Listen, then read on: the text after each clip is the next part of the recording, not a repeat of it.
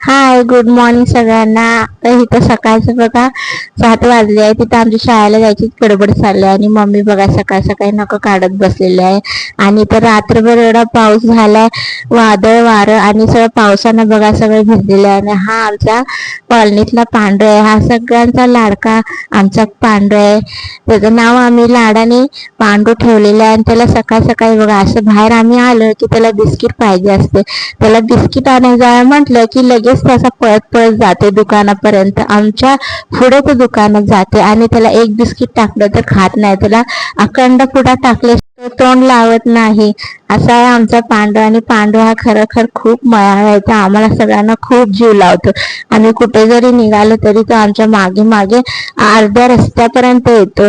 एवढा आमचा आवडता हा पांडू. आमचा सगळ्या कॉलनीच्या सगळ्यांना आवडते हा. आणि कॉलनीतली सगळी त्याला खूप खूप लाड करतात, त्याला खायला देतात. असा आहे आमचा हा कॉलनीतला सर्वांचा लाडका पांडू.